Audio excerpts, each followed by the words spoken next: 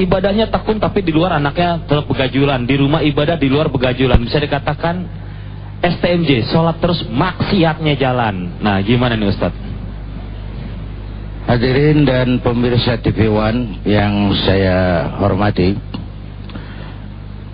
kalau mengenai orang tua, ada kegalauan orang tua yang patut kita jadikan contoh dalam Al-Quran, yaitu kegalauan Nabi Yakub. Nabi Yakub ketika kumpul dengan anak-anaknya, satu-satunya yang mengganjal perasaan beliau adalah pertanyaan, ma ta'buduna min ba'di. Kalau suatu saat bapak tidak ada, kamu nyembah apa nak? Kamu jadi hambanya siapa nak? Masih jadi hamba Allah atau pindah jadi hamba yang lain? Ayo kita jujur, kita ini semua hamba Allah apa bukan? Hamba Allah. Kata siapa? Kata kita. Kalau kata kita namanya ngaku. Ngaku itu murah, yang mahal diakui. Saya hamba Allah, kata saya. Berapa banyak orang mulutnya bilang saya hamba Allah, perbuatannya menyatakan dia hamba setan, hamba nafsu, hamba dunia, hamba jabatan. Tidak sesuai ucapan dengan perbuatan. Jadi pendidikan harus diarahkan bagaimana agar anak menjadi hamba Allah yang total. Dia boleh pejabat tapi dia hamba Allah. Dia boleh pengusaha besar tapi dia hamba Allah. Dia boleh orang penting tapi dia hamba Allah. Nilai kehambaannya tidak bergeser. Itu yang pertama.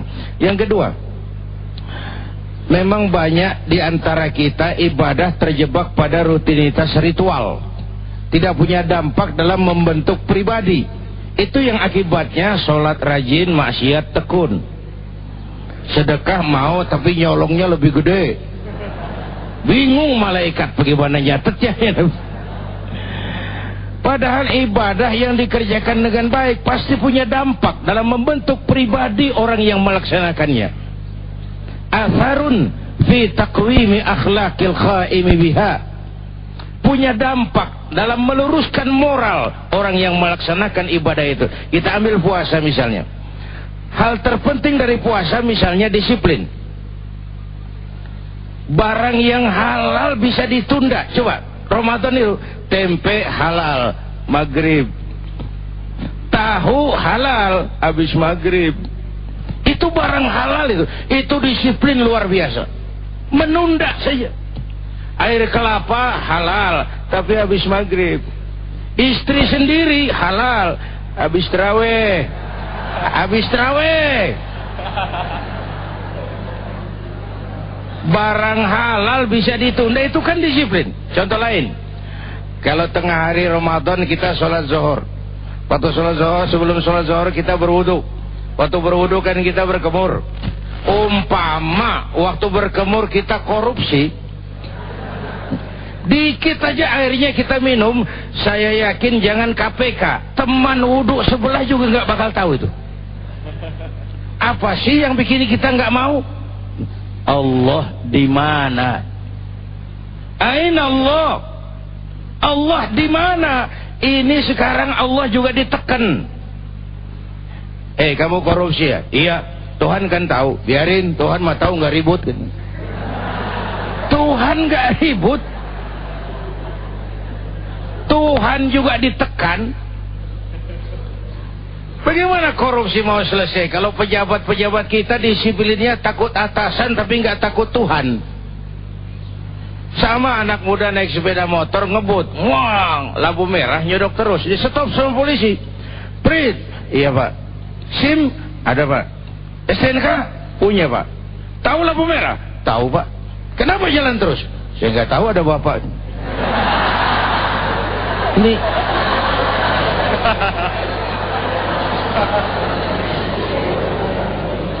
Itulah disiplin kita sekarang. Itulah disiplin kita.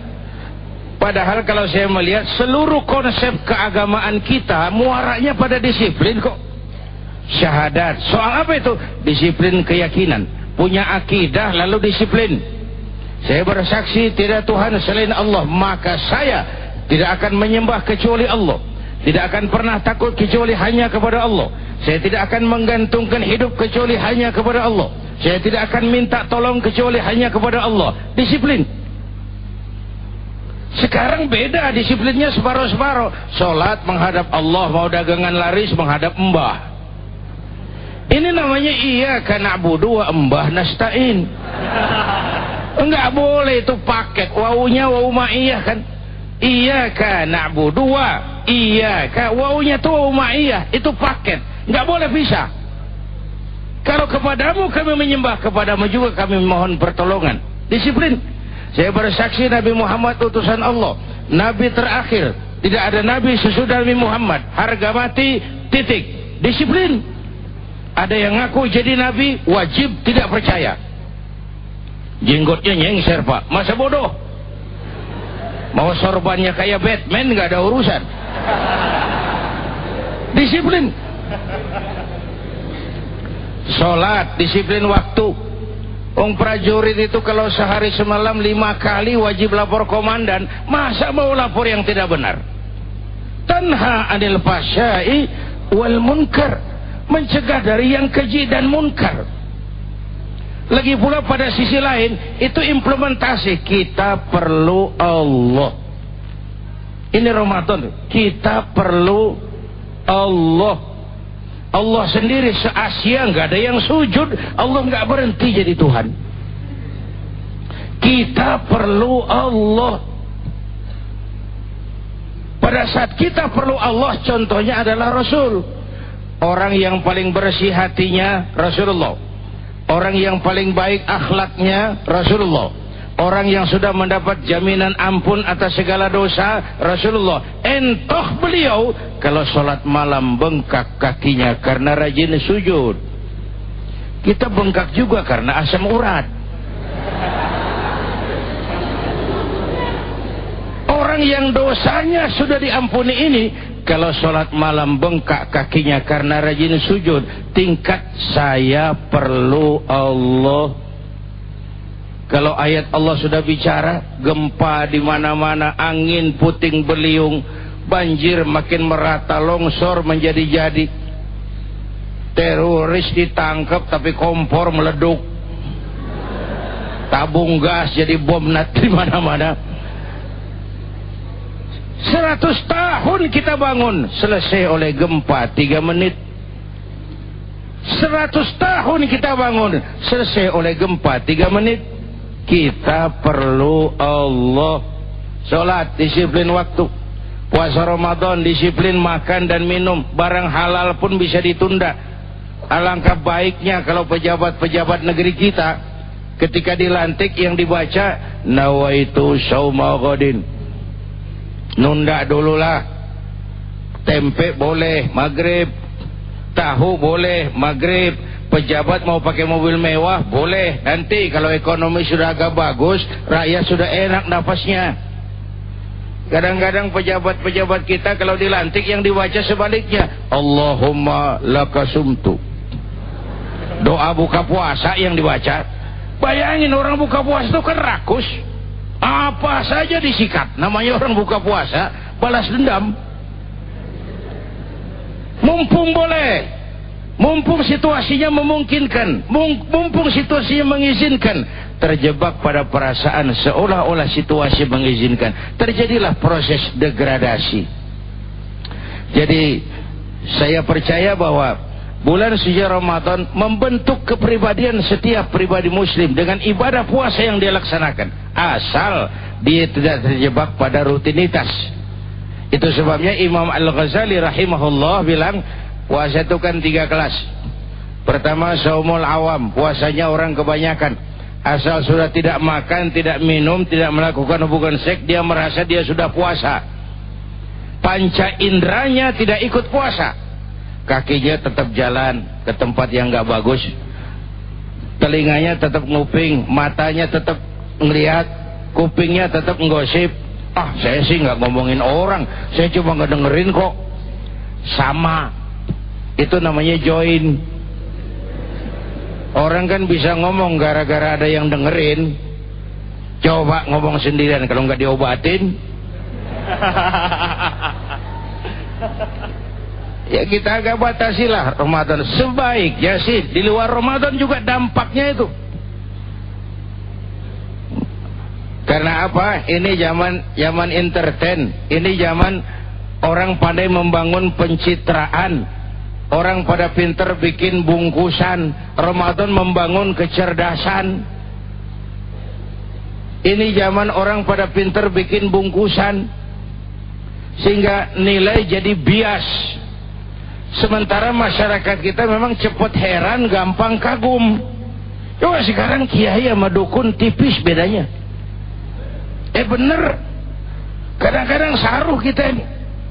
Siapa pakai apa, siapa mau jadi apa, nggak jelas urusan. Pemburu hantu pakai sorban. Ntar kiai pakai helm ketahuan. Atribut aja udah kacau sekarang. Ini puasa membangun kepribadian kita sebagai seorang muslim. Itu pertama, disiplin.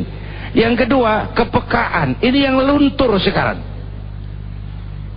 Sekarang banyak orang merasa pintar tapi tidak pintar merasa. Ini kalimat bersayap. Merasa pintar tapi tidak pintar merasa. Merasa pintar sering bikin orang jadi sombong. Tapi pintar merasa itu melahirkan kebijakan. Nah, puasa membangun kepekaan. Oh, enggak enak lapar. Padahal sebentar maghrib datang, lapar hilang, haus lenyap. Saudara-saudaramu yang terkapar di kolong jembatan, orang-orang tua jompo yang merintih kelaparan tiap hari merasakan seperti itu. Janda-janda tua. Kalau yang muda sih udah banyak aja penyantunnya.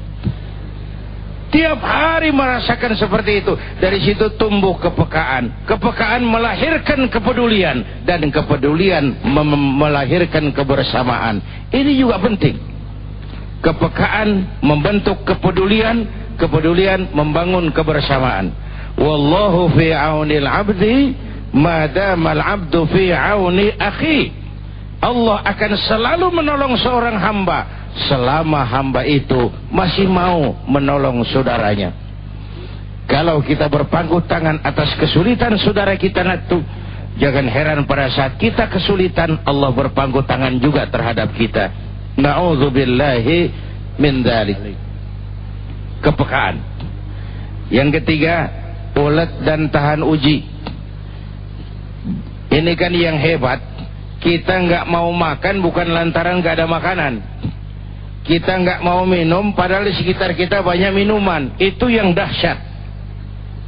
Kalau orang kayak saya teriak-teriak berantas korupsi, ganyang korupsi, itu nggak istimewa karena saya nggak punya kesempatan korupsi. Tapi orang yang punya kesempatan, ada peluang dan dia sanggup mencegah diri, itu yang jihad. Dan banyak orang berantas korupsi, ganyang korupsi, cuma karena belum dapat kesempatan. Begitu naik dapat kesempatan, lebih gila korupsinya dari yang dia teriakin. Yang namanya jihad itu kalau ada peluang. Makanan banyak, minuman banyak, waktu bisa dicari. Kan puasa kalau ibadah lain kita nggak bisa pura-pura kan. Sholat, pura-pura sholat pasti ketahuan. Pura-pura sedekah, apa yang mau dikasih? Pura-pura pergi haji, kemana perginya? Dulu ada jamaah haji, kapal pesawat rusak, transit di Singapura, penumpang boleh turun 3 hari istirahat, dia lupa balik ke pesawatnya. Akhirnya orang ke Jeddah, dia tetap di Singapura. Musim pulang haji, pulang juga dia ke rumah, beli gamis lah di Tanah Abang. Disambut orang dengan tangisan, bakarin petasan, ditanya Bang Haji bagaimana di Mekah? Masya Allah, Mekah Cina melulu katanya. Ya terang aja orang Singapura. Jadi ibadah lain tuh nggak bisa pura-pura. Pura-pura sholat kelihatan, pura-pura pergi haji kemana? Tapi pura-pura puasa gampang. Tengah hari masuk kamar makan, luar kamar bibir lap yang kering. Jalan lemesin dikit, ada angin belaga miring.